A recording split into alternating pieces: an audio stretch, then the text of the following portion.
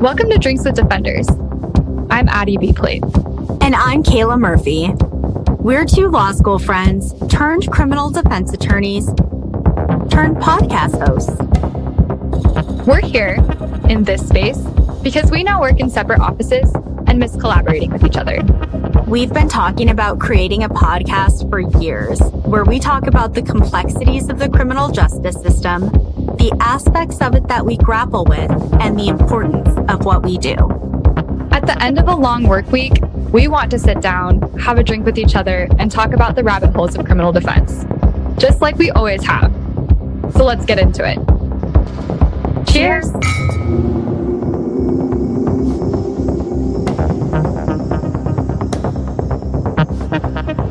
You guys are going to hang out in here? Yay. Oh, let's see the babies. Let's see if one will come up. The other is a little too skittish. Here, Lil. Here. Come here. I know Can we match? Oh, look at us. Oh, Sundays. Oh, let's see. Oh. This is Lily. Hi, Lily. Hi, Lily. Lily. How do you feel about Miranda rights with Lily? Oh my God, she loves them. Yoshi, do you want to come up she's here? Gorgeous. Yoshi probably won't come up here. Oh, Yoshi, come here. no, babe. No? You don't want to? Oh, Let's see if the camera will go over. You talking to babies? Yes, we're talking to babies.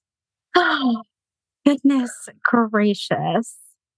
That is Yoshi. Oh, hi. Who's walking away perfectly. Yoshi, Hi, come here. girl. Yoshi, come here. Come here. Come here. Look at those ears. Hi, little mama. Hey, come here. So Yoshi Oh, is 4, Hamilton's getting jealous. and then Lily is 1.5 years. Lily. Yoshi. Hi, baby. They have no idea why I'm in here. My dogs are getting all frustrated. They're like hearing me talk to these other dogs. Like, settle down. Oh. My cat is like, my dogs are Oh, the downstairs. cat My cat wants is to know up what's here. up too. Arnold, What's the that cat's is not Oh, Arnold. Arnold's cute. I love that. Okay. Oh. How was your guys' Thanksgiving? Dude, it was good. It was just like never long enough. Like I feel like the coma from work, like you just eat a lot and then I've just been like sleeping the last few days and then I'm not ready to go back to the office tomorrow. I'm just not. So I feel the same way, man. yeah, super real. How was both of your holiday? Yeah, Clark, I want to hear about yours. Hosted my family in Nashville. Everyone came from as far as Chicago, Iowa to Florida. So I was like central in a way for everyone. Got a big Airbnb. And then Thanksgiving night, everyone met the girlfriend. So yeah. Oh shit, how'd that go? It was great. It was fun. Yeah. Yay. Good. Yeah. So she's out of town for her birthday today, and I'm pup sitting for her this weekend. And it's honestly like cake compared to hosting 15 people. I can imagine. How about you, Kayla? That's amazing that you took that initiative, though, to like get your family together. That's beautiful. I agree. Thanks.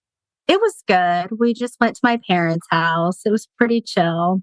They also celebrated my birthday, and my sister made me a little cake, which is really cute. I know.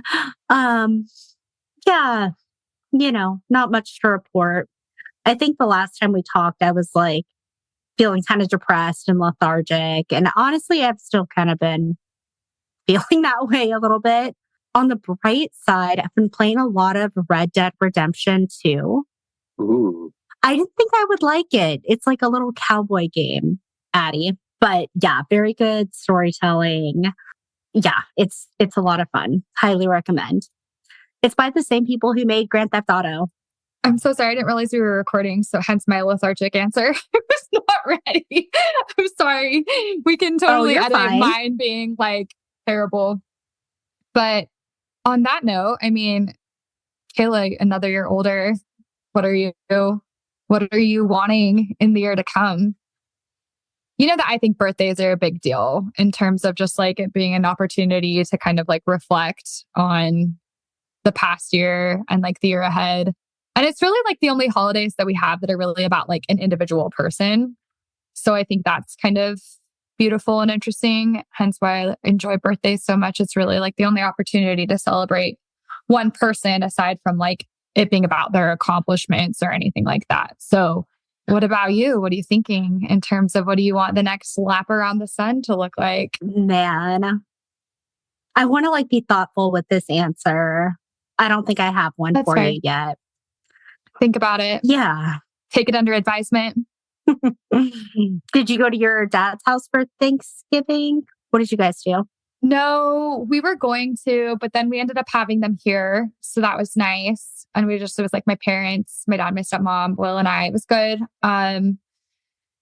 Yeah, we were trying to buy a house, which is kind of a crazy thing to do in the holiday season. So we like put in an offer the day before Thanksgiving. And then I think they rejected Thanksgiving Day, which was like a huge bummer. And then we put in a second offer and we just found out that they rejected that too.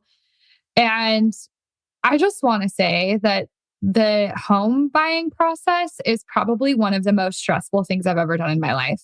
Like, who has time to go to showings and stuff after work and consult with different banks on who's going to loan you money? And then, like, it's just not, I don't know how people do it. I'm like, I really don't know how people do it because I definitely don't want to keep, this is my like little blurb to people our age. Renting is ridiculous because you just are throwing money away to like save money because it's, potentially less than a mortgage payment each month, but you're not making any money off of that. So then when you go to try to buy a house to do the smart, responsible adult thing that I think is a huge privilege to even have the opportunity to do, you just get completely jerked around by mortgage lenders and real estate agents. And in Washington, you have to sign like an agreement with a specific real estate agent because like the laws on that changed unless you're just doing an open house. And then, normal people work for a living. So what? You're going to house showings after work. And at this point, at this time of year, it's dark. So then you look at the house and then to see what the house looks like during the daytime, you have to make time for that over the weekend or something. Like it is crazy. And, yeah, I don't know what we're going to do. We were like really gung ho on trying to buy a house, but the whole process has been absolutely exhausting. And it's been like a couple weeks of just sheer chaos, fighting with different banks, fighting with like counter offers and whatever. My parents came and looked at houses with us. We found a house we really liked, but we just found out that people are like not wanting to sell now and are thinking about relisting it in the spring so they can see if they get more money for it. And it's like, stop dicking people around. I'm sorry not to be, but like, don't do that. And so it's just been crazy. And that was kind of a little bit of a low on my Thanksgiving week because went from being really excited to then just like really stressed out all over again. And then to just not, the people who own the house didn't even officially like reject us in writing, which of course they don't have to. It's like a standard contract, but to just not know what people are even wanting is crazy. So, yeah. And I think it's also been an experience where I feel like the worst parts of my attorney negotiation have been coming out because dealing with a real estate agent who I really like ours, by the way, but watching how they negotiate and then listening to how somebody else would negotiate and then coming back to me and being like, oh, I don't think we should do that. I think we should negotiate this instead. Because all we do, Kayla, as you know, for a living most of the time is negotiate. So, yeah, it's been a really stressful process. Nobody advised me that buying a house, like all of the things that you have to consider are really, really, really stressful in terms of down payment, things you have to put into escrow, buying the house, percentage rates, interest rates. Like it's a lot. And it sounds shitty. It sounds hard and it scary. Was really shitty. I was like, I don't think also I want to do boring. this. It really boring and really stressful. And like, I don't know, like walking around a house with your dad and your dad pointing out things to you, like plumbing and Oh foundation my stuff. God. Like my ass got humbled real quick. I was like, these are things that I would never fucking think about. And it was just a lot. And yeah, you It want to is. test how well and how compatible you are with your partner. Go look at a house with them. Like, Goddamn. go fight about backsplash and walls and like, oh my God, it's just been a lot. So Kayla, dude, I don't think this growing up thing is for me. So I feel heads you, up. man. I Yeah, fucking feel you. it's a lot. I'm proud of you though for trying, and everything's hard before it's easy, but like maybe right now you just like need some more time to like enjoy your engaged life, your new job, all of these big new beginnings. Like you don't need to like do everything all at once, Yeah. Yeah. I just think that it's a lot. I don't know. So No, I feel you from an anyways, investment perspective. I feel you. Jesus, I just feel like it's crazy that you feel like you can be so old, like have your shit together, have like a successful career, all of these things. But like, most of the people I know that are in our same space, like they don't own their house because they had to take out huge loans to be a law student. And then when they do buy a house, it's very similar to the process that I'm going through. And it's just like how our system just makes it so difficult for anybody to really financially get ahead. And it's just so sad. And it was a huge eye-opening experience for me, having to explain to banks how my student loans were working, because let's also just share a little bit about that. We talk about other things on this podcast. If you end up going to law school, if you're like me, you end up taking loans out. And then what's happening in the world, the loan payment plan that I was on became like subject to a federal lawsuit. So there's an injunction currently in place. So my loans are currently in, what is it called? Forbearance. And girl, that's so another reason to maybe hold off on buying a house. That's kind of part of why I'm tripping too. I'm like, well, who the hell knows what our student loan payments are going to look like? I know. It's crazy. In place of the SAVE plan. Right. And they're like, well, we have to, since your loans are in forbearance, we could consider that at like you're paying 2% each month. And I was like, in no world is anybody paying 2% of their loans each month. But, and then they're like, well, you could refinance them and like, restructure it. And I'm like, why would I do that? They're not collecting interest right now because they're in forbearance. Like, it's just been insane. And we don't talk about some of the other shit that you have to go through to become a lawyer, taking out big student loans. And then all of the stress for that is a big one. And then that kind of like screwing you on the back end in terms of trying to make other financial decisions. The reality of that's pretty big, which reminds me, I read this book in law school that kind of talks about that. Kayla, you talk about books on here. I read, I think it's called The Rooster Bar, and it's by John Grisham. Yes, you gifted it to me. Yes, it has kind of its own, commentary on some of the things that are hurdles to law students in terms of like the loan structure. And it's about kind of a group of friends who are law students who had to deal with some of that. That's not like the main narrative of the story or the main like plot of the story, but it's a pretty significant, I would say, undertone. Fabulous book for, I think, other people that are navigating that portion of stress after spending a lot of money to get a law degree, and who are wanting to maybe laugh about some of the traumatic experiences. I would recommend.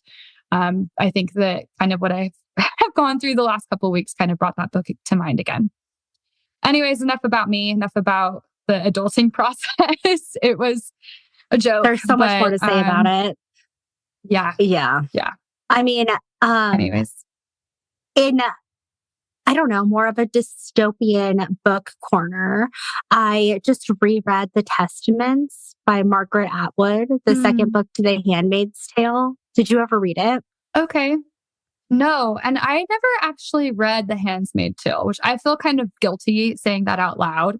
Do love the show quite a bit, but Are you caught up? how's the sequel? I think I am caught up. How is the sequel book wise? What's your review? 10 out of 10. Ooh, So okay. good. So High good. A lot of praise. the book is from Aunt Lydia's perspective. Oh, okay. That bitchy aunt. I was gonna say she's Yeah. Horrible. And Aunt it goes Lydia, to the like original her. thought. It's so fascinating. Dude, there's like this whole section of the book, which was just like replaying in my head, just like viscerally. And I just like could not get it out of my mind. And basically, before Aunt Lydia was Aunt Lydia, she was a family court judge. And Oh shit. when Gilead takes over, they round up all of the women with law degrees, all of the lady lawyers and judges and professional women.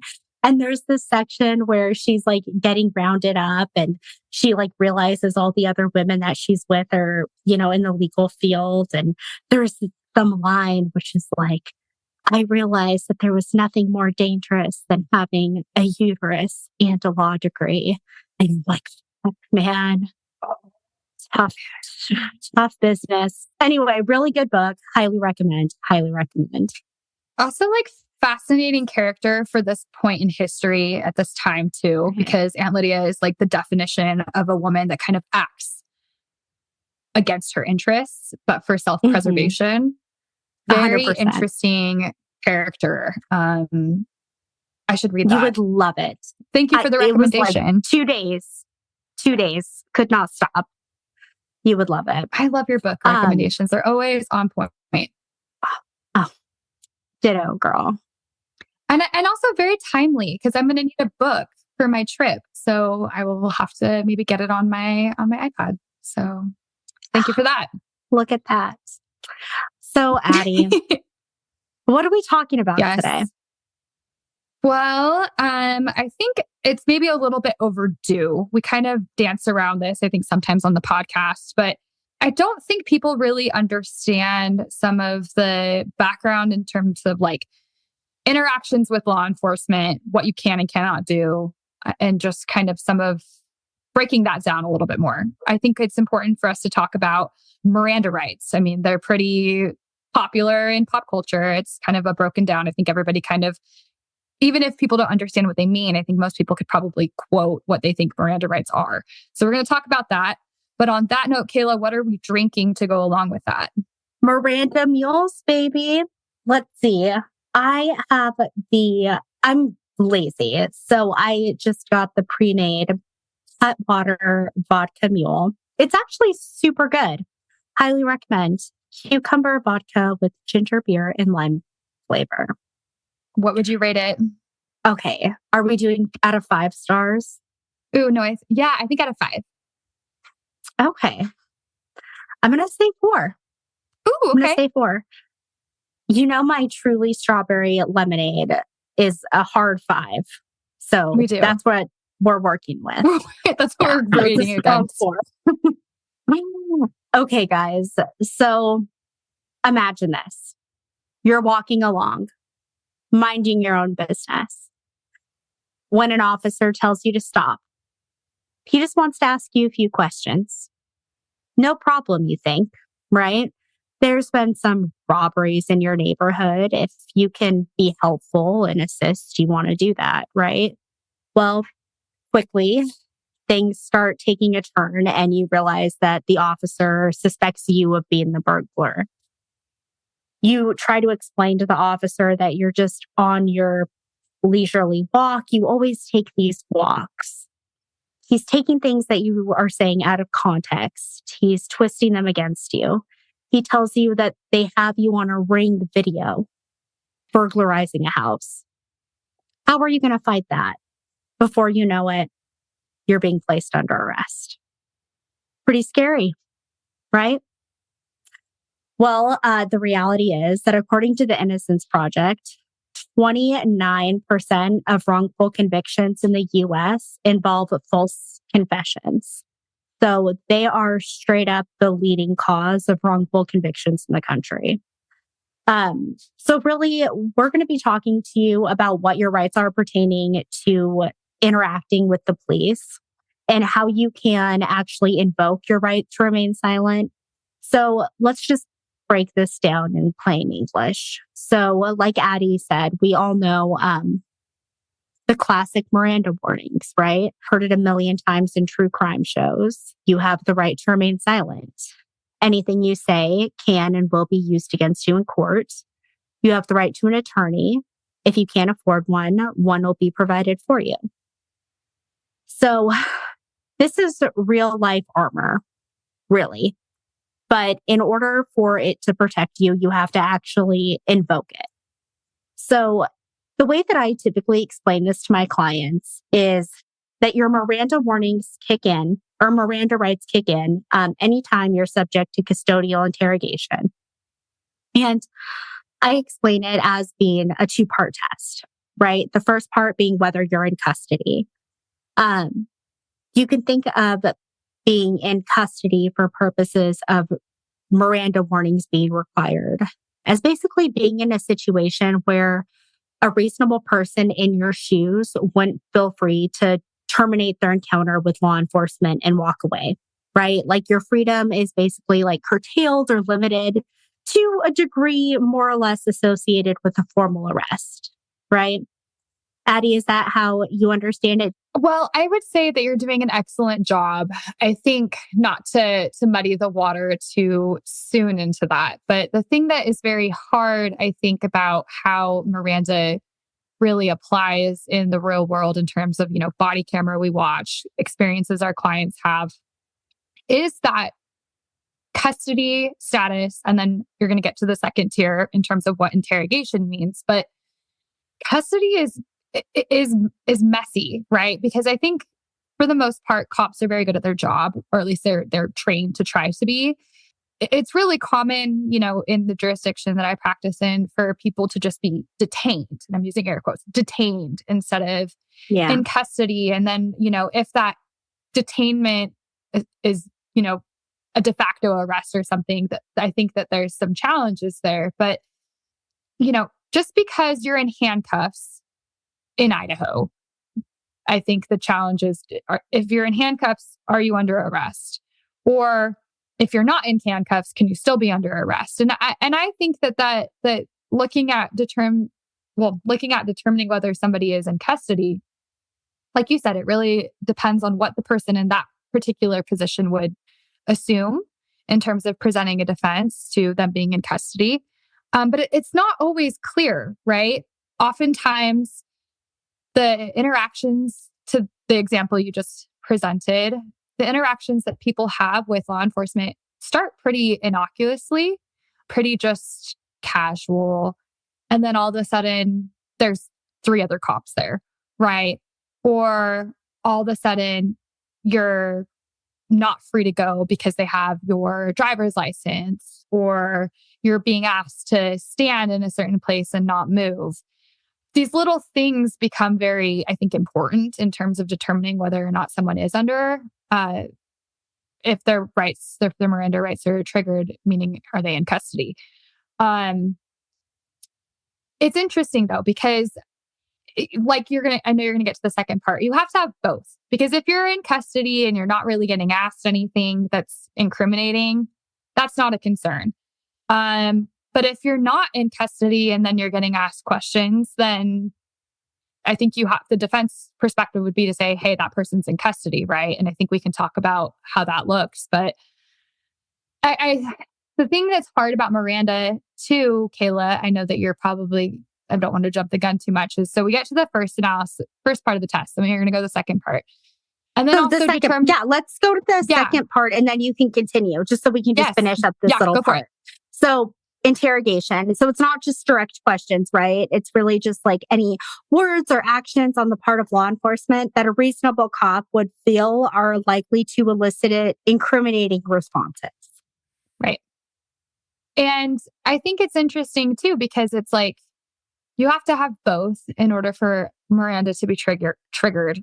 And it's also very interesting to determine at what point do Miranda advisories have to be given? Like, at what point does the custody status change? At what point does an interrogation begin? And that, I think that something I think people should just be aware of is that, incident scenes, like the interactions with law enforcement, they're super fluid. They change. There's a lot of movement, and the circumstances are very, they change, and they can change sometimes rather quickly, right? The moment that lights come on, I think, is a very different situation than when lights aren't on. The moment that somebody has the law enforcement has someone's driver's license, that's a little thing that I think changes with an analysis of whether or not someone's stopped. Maybe they're not in custody at that point, but then determining when custody begins, it's very fluid, in my opinion. No, you're totally right. So I think that kind of brings up an important point. So we're going to talk about how you need to unequivocally invoke your right to remain silent. Right. Correct me if I'm wrong, but beyond like answering basic, questions Identifying that questions. Right, that you're legally required to answer, even if you're not technically in custody for, as far as like triggering the cop's responsibility to inform you of your rights, that doesn't mean that you can't just like invoke them yourself. Absolutely. Right? Like, because like you were just saying, Addie, like officers are trained specifically to be able to walk this fine line because as we talked about in our prior episode on criminal informants, right? It's like police don't necessarily want to be advising you of these rights for all sorts of reasons, right? Because of course they want to gather more evidence against you, or potentially they want to wheel and deal, and having an attorney present or you being informed of your right to just like shut up is going to impede in their ability to do that. Kayla, I think that's a fabulous point. And I think that just kind of on the side of caution, right? And this is not legal advice, but I kind of understand it is that people, when they're encountered by law enforcement, have some sort of duty to provide identification. And in some instances, I've seen where they don't do that, them being charged with like resisting or obstructing, which I think is a little bit ridiculous, but that's besides the point. Beyond that, I always kind of feel like it's best practice to just invoke your right to not say anything sooner rather than later. Because certainly, and I think we'll talk about it, your right to remain silent, I think attaches to you sooner than your right to an attorney. Not all interactions are does your right to counsel immediately begin. And certainly, I think there's things within the course of the type of investigation where people aren't entitled to an attorney. But the thing that's also very interesting about it is that your right to remain silent is something you have to potentially re-invoke. So you can invoke it the first time, and then they can go a period of time before they can start asking you questions again. Once your right to an attorney attaches, as soon as you invoke that right, they're not supposed to ask you any other questions after that point. And so I think it's very interesting for people to be aware of when those rights attach, and then also the consequences of if you say, hey, I'm not going to talk to you, it's kind of messed up and seems counterintuitive, but that means that they can try to talk to you later. If you invoke your right to counsel, that I think is point blank, end of conversation about that specific instance that they're investigating you for. That's how I understand it, Kayla. You can correct me if you feel differently about it.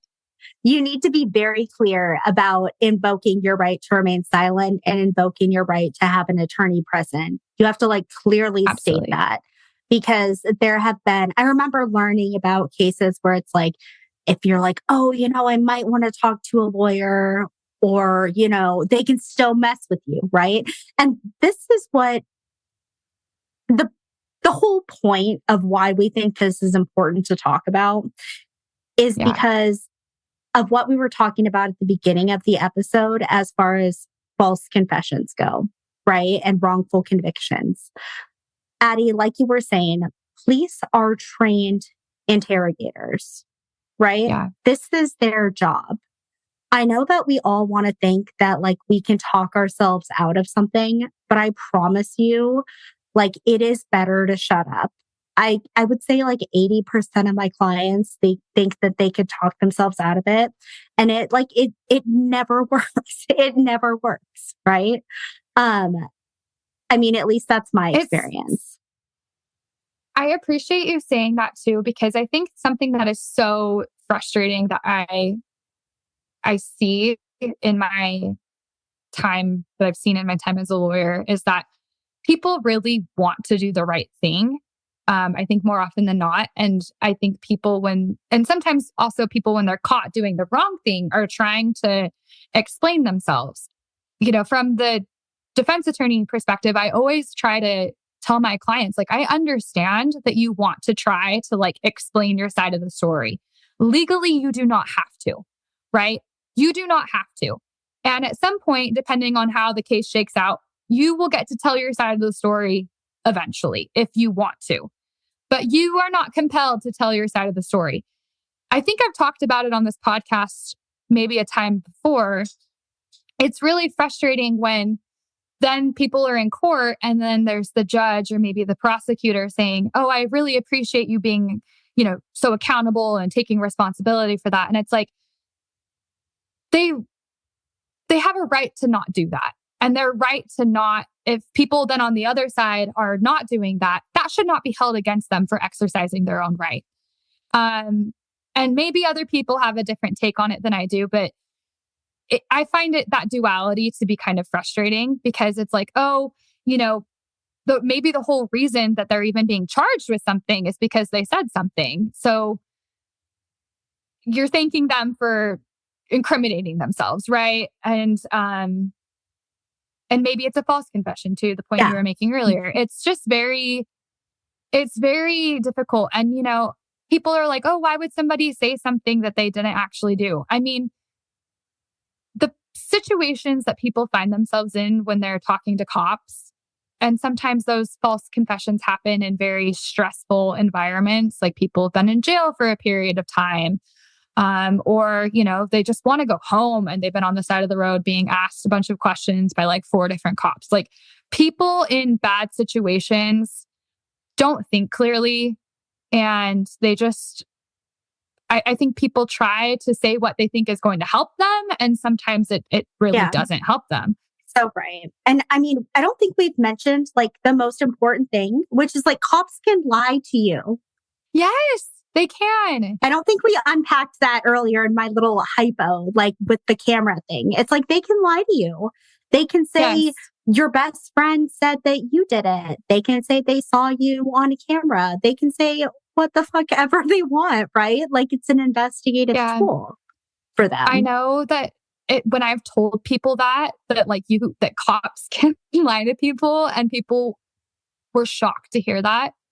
And then I've told other people, like, I've seen cops lie, and people just, I'm not trying to make it like overly political or anything. Like that's just the truth. And it's shocking. And then it causes people to feel like they're in a bad situation, they're in a pickle, and then they just say stuff.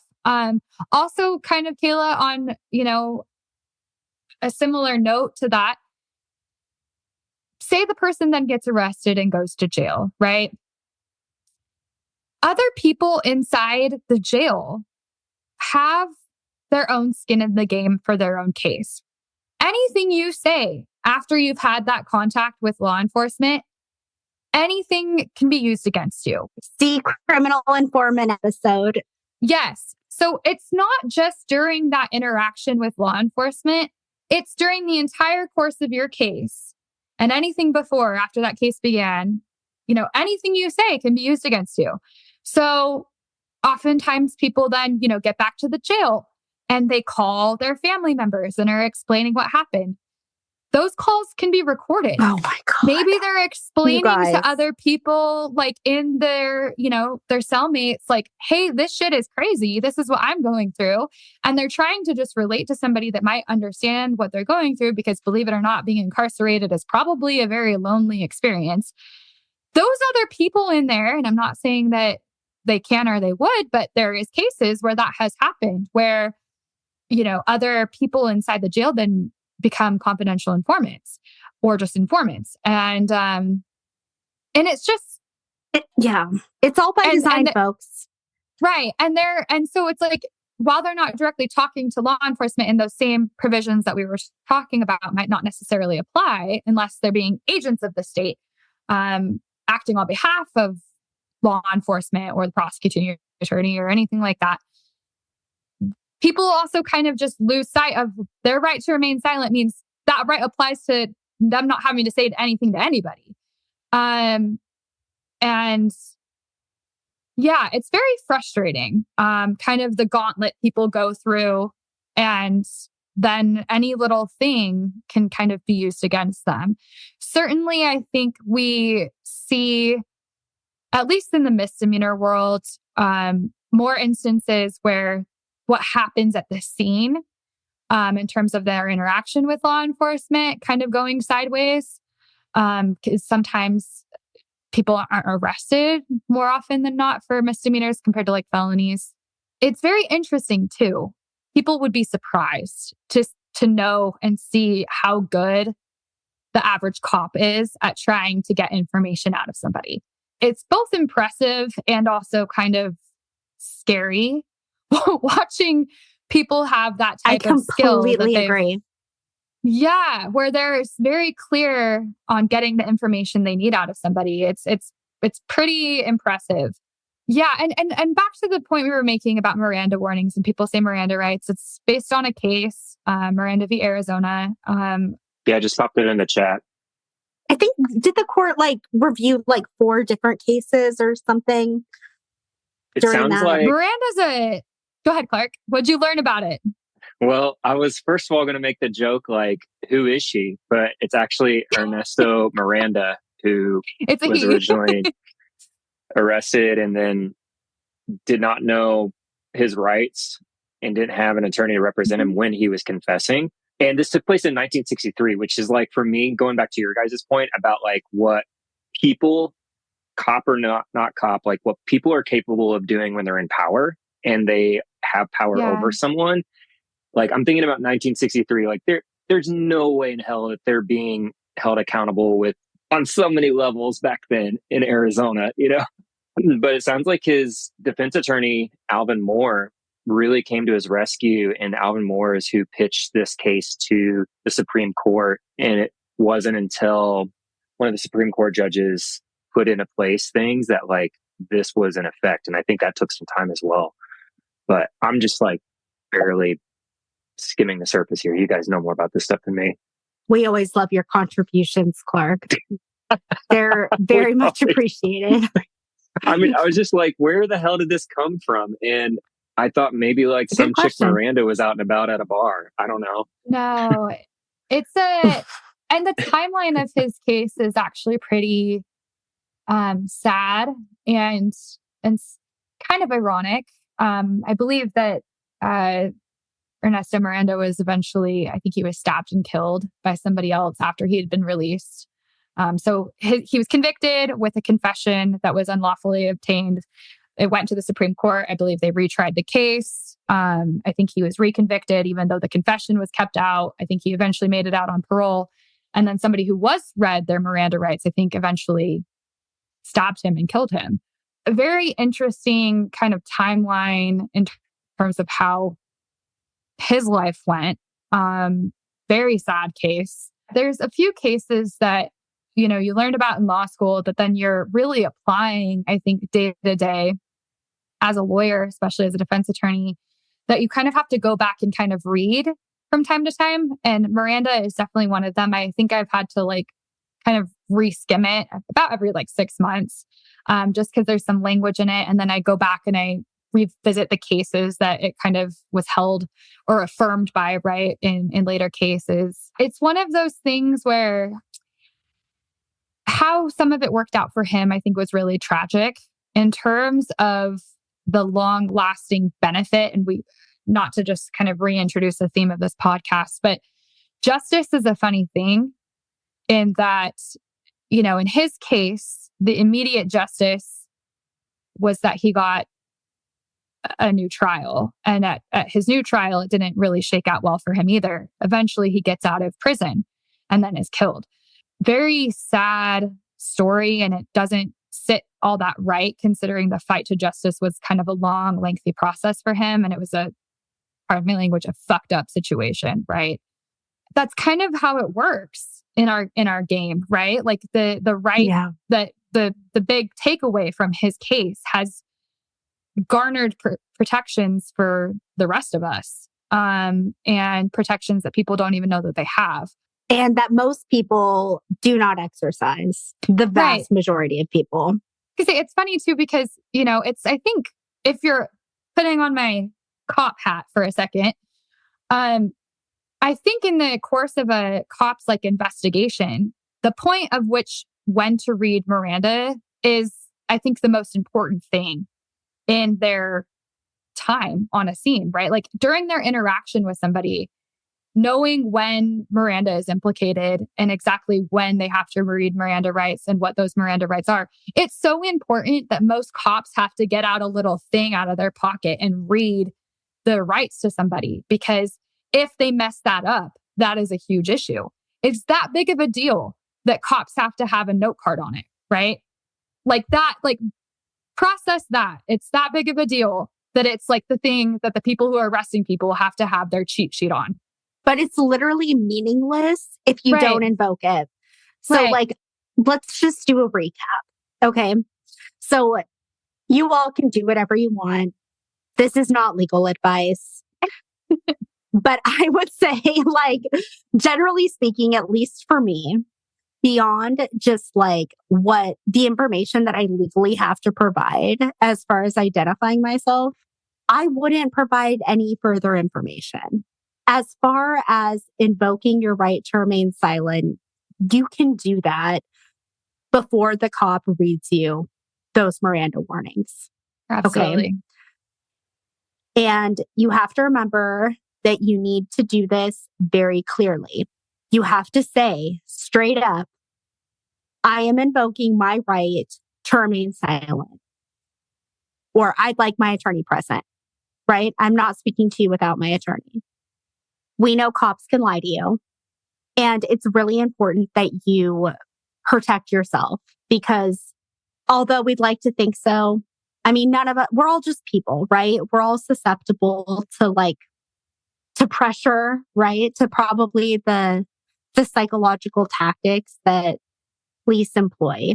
Not to say that to demonize police, it's part of their investigative tactics. But as far as you protecting yourself against potentially giving a false confession or getting caught up in the criminal legal system, I would say the best thing to do is to not talk. Absolutely. And I think that knowing your rights, it's not just about protecting yourself, right? Tell your friends, tell your family, maybe role play what it would be like, right? It's one thing to hear a podcaster talk about what your rights are. It's another thing to think about what that would actually look like in the moment. Normalize protecting your rights. I think in the end, silence isn't just golden, right? It's the most powerful tool that we have for staying safe and in control, and hopefully as far away from the criminal legal system as we can be. Part of why people get lawyers is so that they have their voice back without them putting themselves in jeopardy. You can be silent when talking to law enforcement. That doesn't mean that you have to be silenced throughout your fighting your case if you end up getting charged with something, right? That's why people end up getting a lawyer more often than not, because they can have a voice without having to have their own statements be used against them. And I agree, Kayla. I think that certainly you can take it with a grain of salt coming from defense attorneys, but choosing to say, hey, I'm not going to talk to you, I want to remain silent, that's a right you have. And more often than not, like if you feel like, oh, I don't get to explain yourself in that moment, like you will eventually if you choose to. But you can say a bunch of things you don't mean when you're stressed out.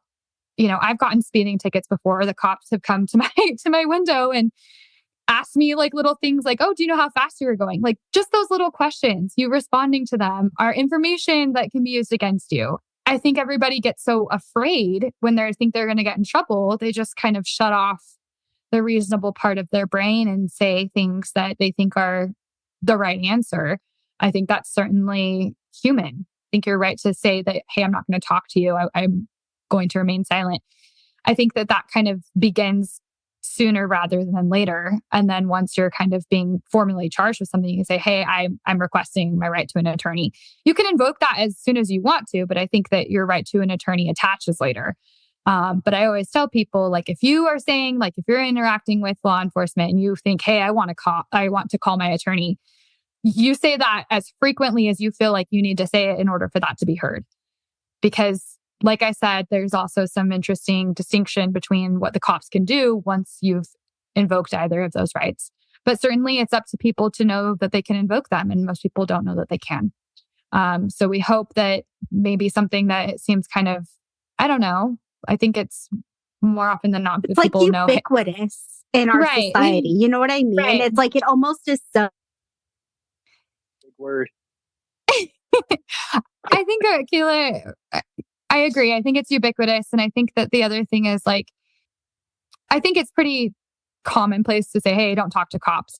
And it's not because I think the way it kind of gets used culturally is, oh, like, don't get your friends in trouble. Don't talk to cops. Like, don't snitch on people. Like, we mean don't talk to cops in a way that you can get yourself in trouble, like, or know that you don't have to. That is absolutely your choice you get to make. As it comes to rights, I think in our position on this is that it's your choice whether or not to use those, and understanding that you have the choice and that choice is yours. And this is a way that you can certainly proceed in a way that probably keeps you safest. So for our listeners, Kayla's internet just went out. So we'll carry on. We're people too. She's literally just a girl, Clark. She's just a girl. She's just a girl. So as a client, even though I hope to never be in that position, as a client, like what I'm hearing and learning is like, it is always best to just wait, to just like wait on the person who's been trained to assist me through this process. Yes. As a defense attorney, I'm going to say, Welcome back, Kayla. Of course. Thank you. Welcome back, Kayla. As a defense attorney, I'm going to say, of course. I know that some people are very nervous about having a lawyer. And, also back to the rights piece. People in this country have the right to represent themselves, right? So that's a choice people can make on their own. If they want a lawyer, they don't have to have one. But I think that in terms of having a favorable outcome, it is certainly in your best interest to not say much. Really. And that's not legal advice. It's just, I think that it's pretty obvious that if you say something bad, that puts you in a worse place than if you had said nothing. Yeah. Because your opportunity to say something right is not going to be taken in the way that you ever intended to be. I think it's very rare that people can talk themselves out of trouble. And if there's a reason for them to talk themselves out of trouble, they can still do that later on. You can do that after you've been arrested for something. You can, say you get charged with something and you don't immediately talk to cops, and then you go and consult with your lawyer and you explain your side of the story. You can present your side of the story later. That's the whole reason people get an attorney, is to then protect their interests and advocate for their interests. Granted, that's coming from my perspective in terms of the work that I do, but I just don't think that anybody who has ever really said much to cops, it hasn't really gone well for them more often than not, I would say. And it's funny because I have had clients who are very great with their words, who are very polite to law enforcement, but they ended up still being charged with something. So it's not like they really ended up in a better place. Maybe that you can make an argument that it was good for them if they said something good. And then if they say their story later, it's, repeated, consistent statements. But I don't think that, I think that statistics of that going well for people are probably very slim. And maybe that's me being jaded about it. But at the end of the day, Clark, to answer your question, it's people's decision on what they want to do and whether or not they want to talk to cops. But I think people need to be aware that they don't necessarily have to, and also that it can get them in a lot of trouble if they do, in ways that they did not anticipate. And unfortunately, people don't normally learn that lesson until they've talked to cops and then ended up in a bad place with all sorts of things. Like, I just don't, it's crazy to me. And Kayla, I think you can back this up. It is crazy to me that sometimes people, I think, say something that they really are trying to come from the right place and explain, and it doesn't go well for them.